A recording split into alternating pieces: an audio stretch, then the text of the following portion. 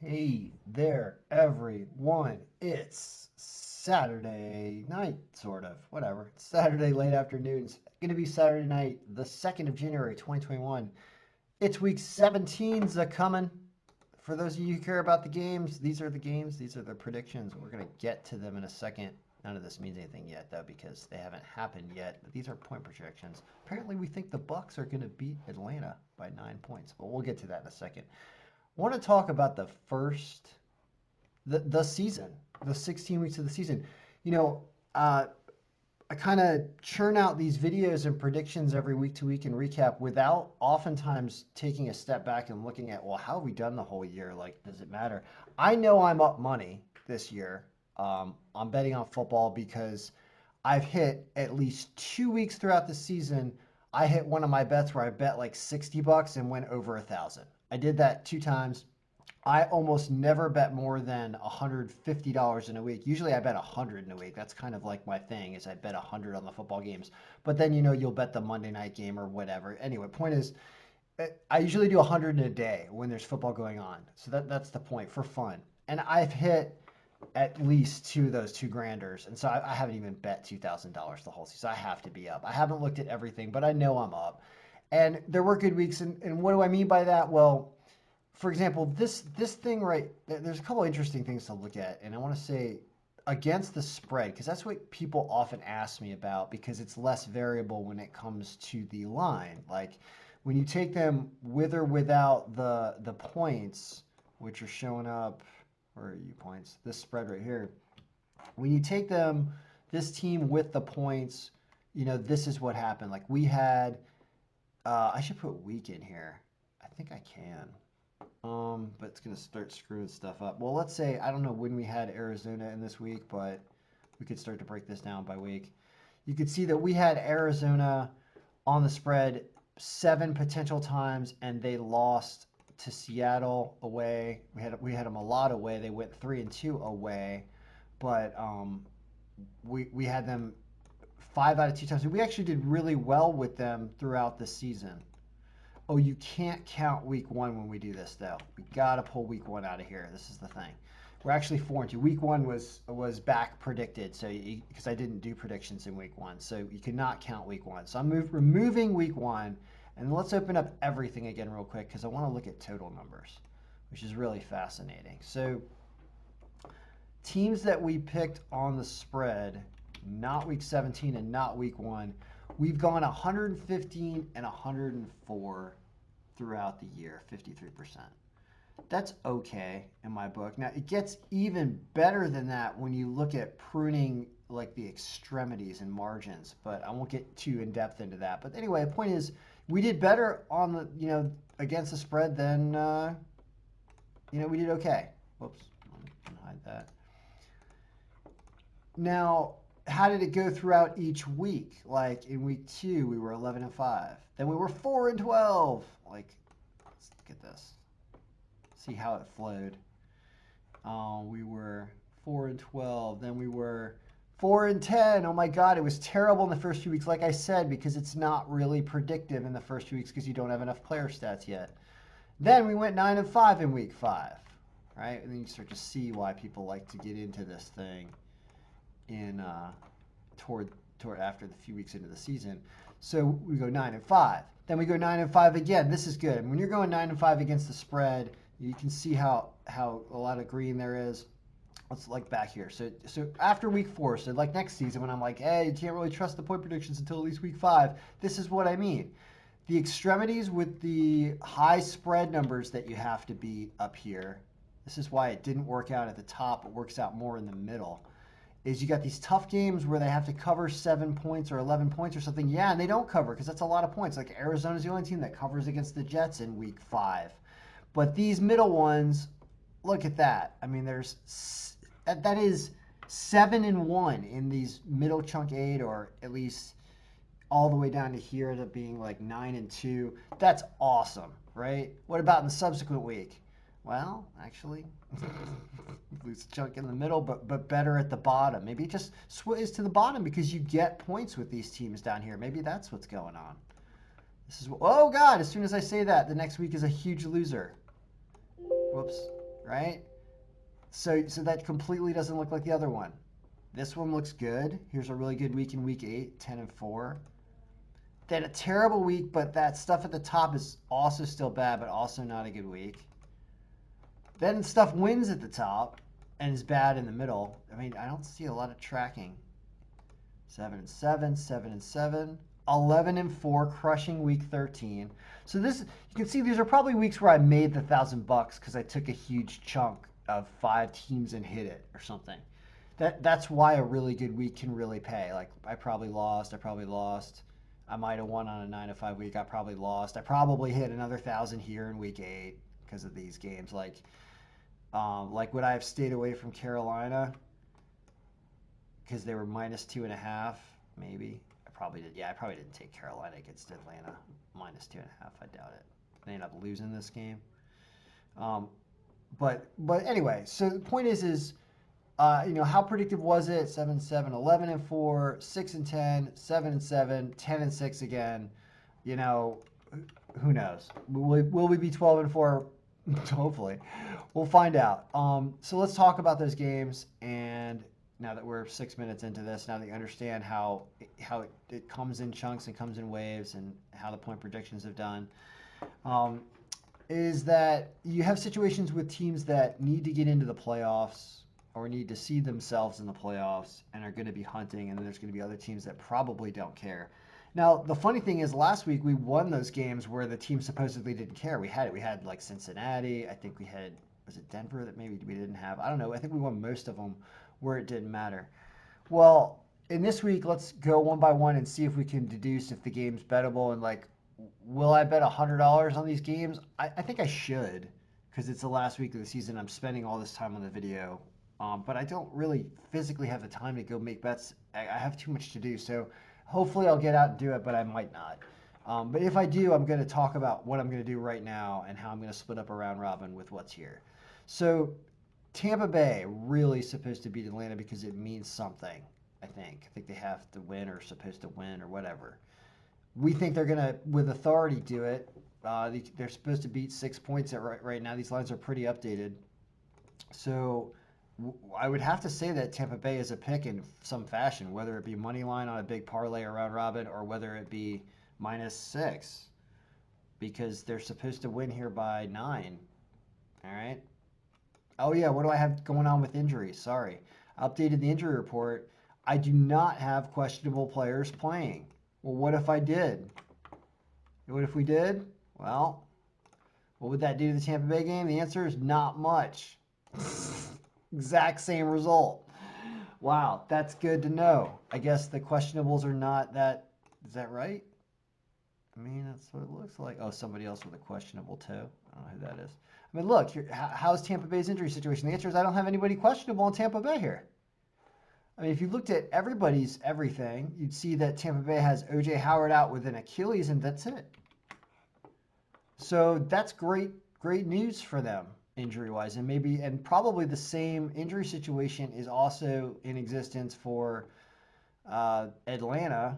Maybe Julio Jones is off his my hamstring hurts. My hamstring hurts until my coach got fired, right? Well, let's take the questionable people out of here because I still like it without them. And because it worked out better last week for point projections when we did it that way.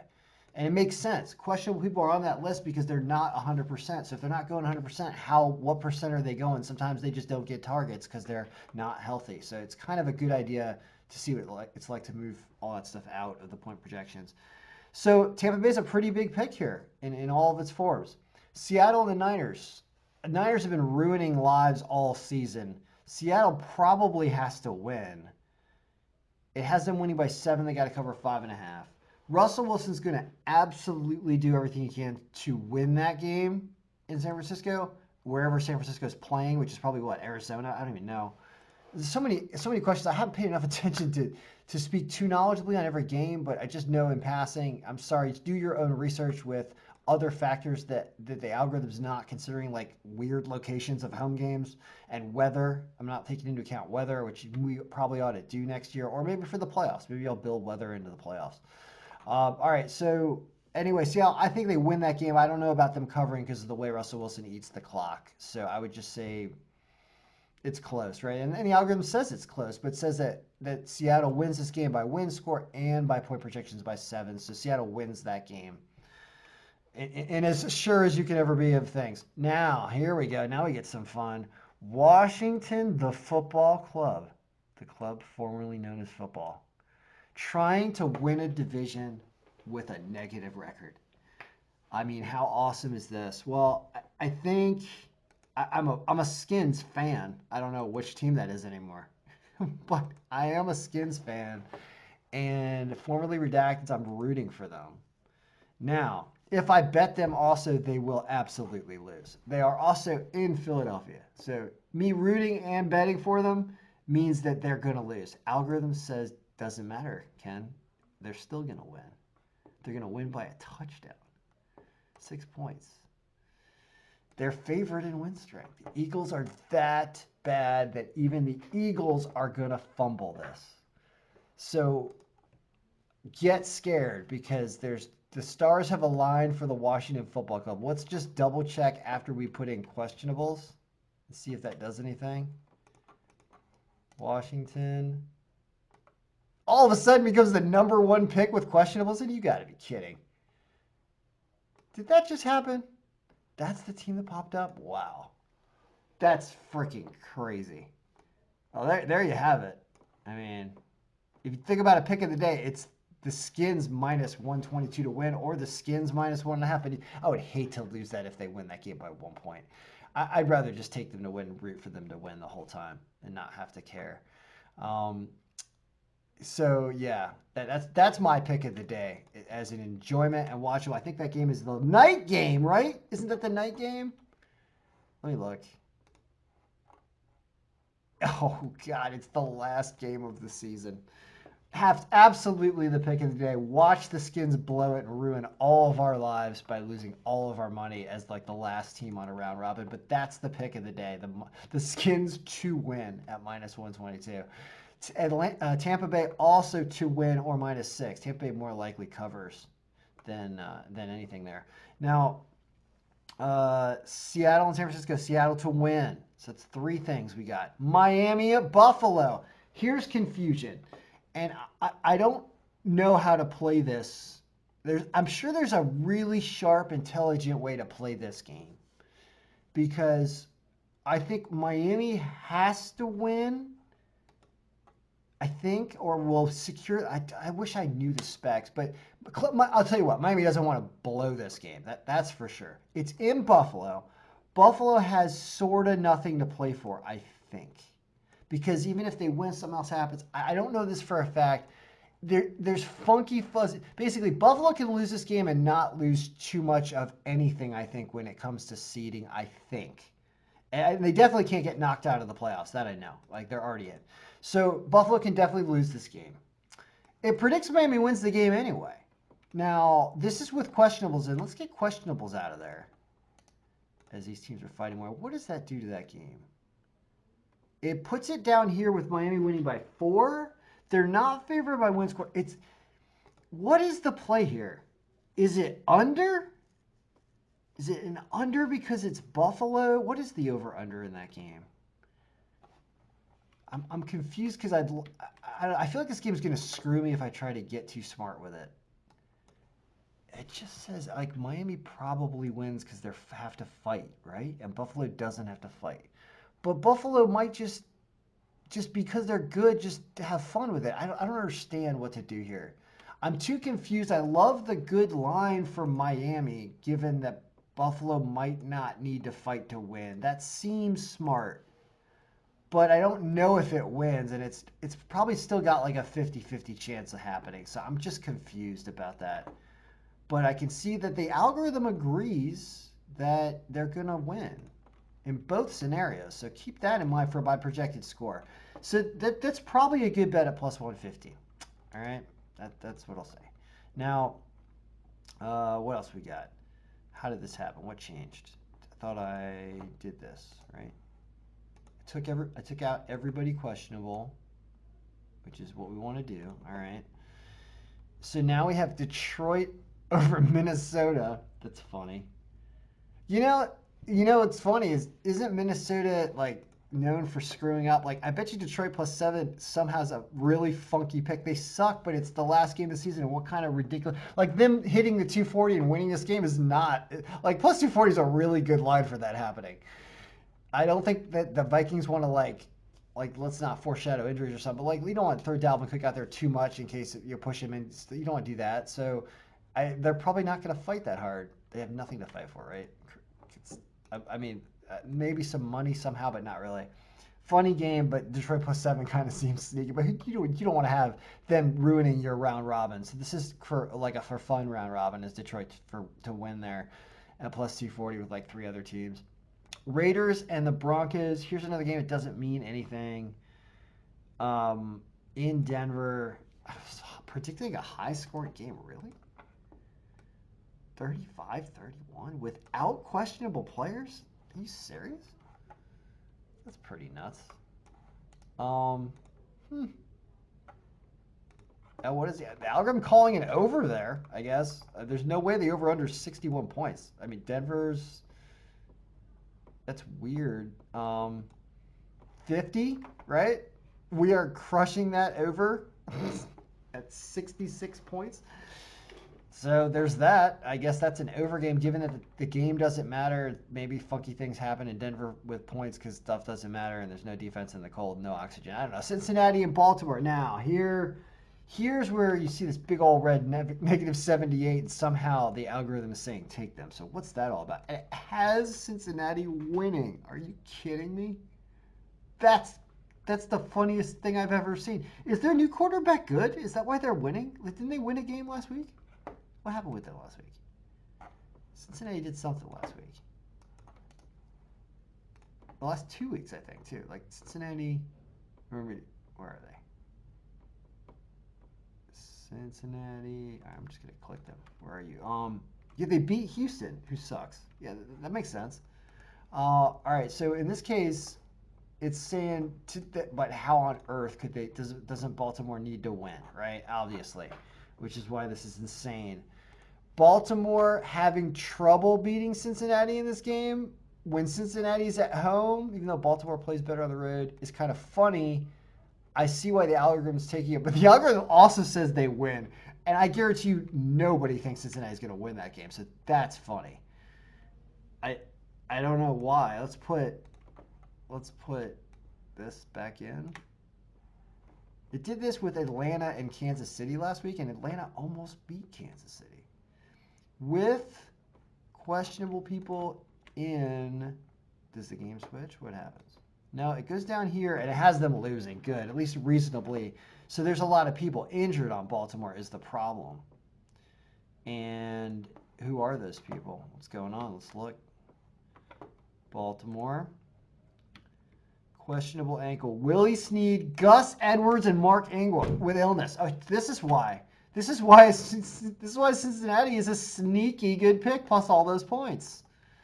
I'm liking it more, but Cincinnati has burnt me before with this. And Lamar Jackson likes to run all over everybody and score points, so it gets scary here. I understand why that's at 13. But look at, in both scenarios, Cincinnati covers that spread cover by 11 points in this instance. And in the other scenario, with the people that are hurting, like Willie Snead and Gus Edwards and illness Ingram, that when you get them out of there, what happens? All of a sudden, Cincinnati wins that game somehow because Baltimore is so hurt. So forget about the 13. You can even do 580, but Baltimore's got to win this game. So they will go fighting tooth and nail. But sneaky pick Cincinnati plus 13. What else we got? We talked about Miami, Buffalo not knowing what to do. The Jets and the Patriots in a game that doesn't matter. Has the Jets going out of the season winning, 3 in a row? Wow. Are they playing Cam? Are they playing Stidham? Belichick's throwing phones at people because of replay anger. Like, things are a mess there. Why don't the Jets cover 3 or even win this game? Why not? It's possible. I mean, I don't like the odds of that, but it sounds like fun. Carolina and the Saints. Saints are going to want to win to secure home. It has Carolina winning this game? What? Wait a minute. Who's hurt? What's going on? Who's hurt? Let's refresh that. I can't believe it has Carolina by point projections over the Saints. Again! What? Nobody hurt? Oh my God. I don't understand this one at all, guys. Carolina has nobody hurt. That's number one. The Saints, where are you at, Saints? Saints. You can all probably see it, and I cannot. Saints, New Orleans, New England, New York, New Orleans. Now, Saints. Did I remove all the questionables? No, they don't have any questionables either. Just flat out two quarterbacks. Why is this? Why is Carolina defense playing well? Like, people back? Like, what happened here? Two quarterbacks, PJ Walker. Remove PJ Walker, maybe. If we remove that 0.5 out, that's going to change. I have two quarterbacks that don't play. At least on the Saints, you have two quarterbacks that do play. You have Taysom Hill and Breeze both playing at the same time. So you would want to get rid of this guy if this guy isn't playing. What's his name? PJ Walker. You remove him and then open up all the teams again and refresh, and you'll see that the score changed, and now it's Carolina loses by a point without the second quarterback that doesn't play, but you're also inflating the Saints a little bit because both quarterbacks don't play all the time, although Taysom Hill kind of does. So the Saints do win this game, but they don't cover. I don't like any of this because I don't like betting against the Saints, especially when I think they want to win that game, and Carolina might not fight as hard. So I don't know about that. Pittsburgh and freaking Cleveland. What is the situation here? This seems like a fun as heck game to watch. It has Pittsburgh massively by win score, so common consensus. What? Oh, wait a minute. Is something not playing for something? Is that why they're 350? Yeah, something's going on here. Cleveland needs to win, right? Yes, so they absolutely will. The Steelers do not because they've already secured something, right? Yeah, that's the situation. So it makes it not a fun game to watch because apparently the Steelers are just going to rest everybody, right? I mean, who's playing? Did they even mention? I don't even know. So I would say watch out for that game due to the fact that I think that that's what's going on here because why else would the Steelers be at plus 350? And why do we have Cincinnati again? We talked about them. Houston and Tennessee. I think Tennessee wants to win that game and needs to win that game. So this is screwed up because it's not taking that into account. Rams and Cardinals is an enormous game. It has the Cardinals winning the game, but says take the Rams plus 3.5 because it's going to be close. That's funny. Is that with questionables in? It is. Let's get the questionables out. I'm leaving the Carolina quarterback out, that second quarterback, PJ, whatever.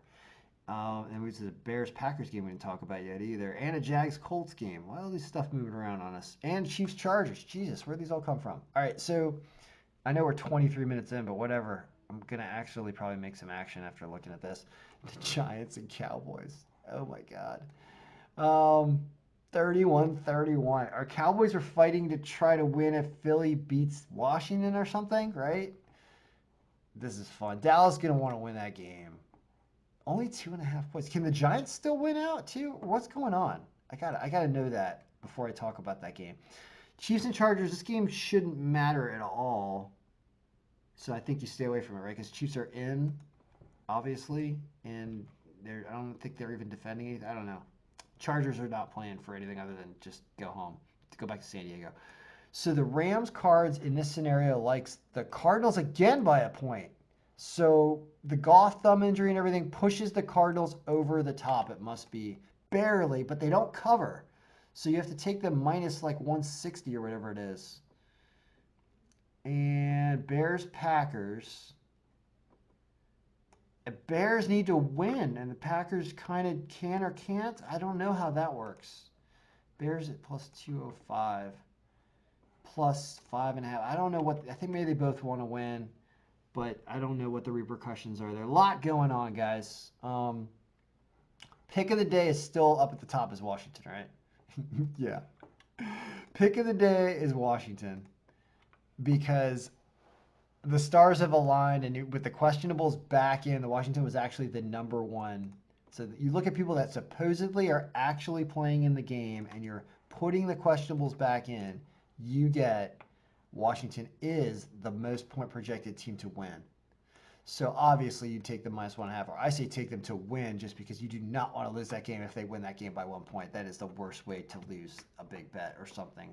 The end of the season bet on the Skins, formerly Redskins there. So they're the pick of the day. On the like 4 or 5 pick parlay that you could throw $100 on that would pay like, a good money. It would be Washington to win, Tampa Bay -6. I think, because I think they need to win. Seattle to win at -263. I know that's not a great line, but that's the only one you want there. I don't think they're gonna. I think they need to win, right? I'll double check all this, but this is what I'm thinking. I'm staying away from Miami Buffalo. Detroit is so sneaky. Watch them win this game. I almost want to say Detroit +7. I might do that on a separate ticket. Raiders Broncos over 50. Arizona to win at -159. I like how it showed up this order when I moved but I put the questionables back in the game. They win by 3. It's interesting. It's right along the line with Vegas odds. Stay away from Chiefs Chargers. Oh God, Dallas to win, not the Giants. Dallas wins this game. They're showing that they're gonna win, and they're gonna put the pressure on the Skins to win at night. And they have to win this game, right? The NFL, everybody in the world wants Dallas to win this game. I think that's the case. So Dallas, well, when everybody wants something, it usually goes the opposite. But Dallas the other way, whatever Dallas's line is, I think it's like -120 or something. They got to win. I know they're on the road, but they're going to win. Giants have no offense. The Giants are losers. Don't do anything in Chicago, Green Bay, because I don't know what the hell's going on here. The Jets don't win in this scenario and lose by a point to the Patriots, but they cover the 3. It's interesting to think about. I don't know why this Carolina game is so close, which makes you want to. On that ticket with Detroit, with Detroit +7, this is your crap fun ticket. Detroit +7, Carolina +7, Jets +3, and Bengals +13. That's 4 of them on another round robin, where if you threw like $40 on a 3s and 4s round robin, $50 on a 3s and 4s round robin on that thing is going to pay more than like $400 or something, at least.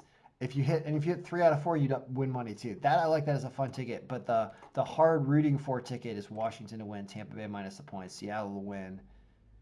I don't know why I don't want to take Miami. I feel like I should, but I'd maybe throw that on the crap ticket too, is Miami to win, just because I think they're supposed to.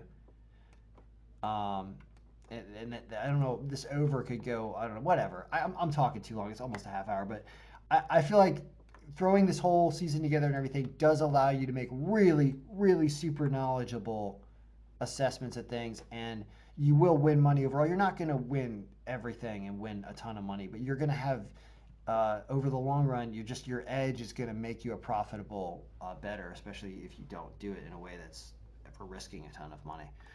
So everybody, good luck on the final week of the season, and I'll do this, continue it on for playoffs, and do analysis of every game and extend this thing out, even though I don't have any time to do that, but I will. So good luck, everybody.